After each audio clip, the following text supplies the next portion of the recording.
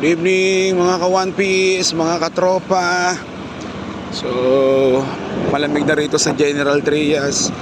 Malapit na kasi ito sa Tagaytay. 45 minutes na lang Tagaytay na. So, nagutom tayo, kumain tayo ng pares.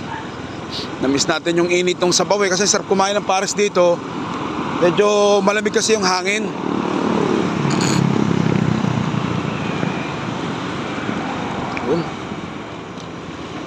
Pauwi na tayo ng bahay.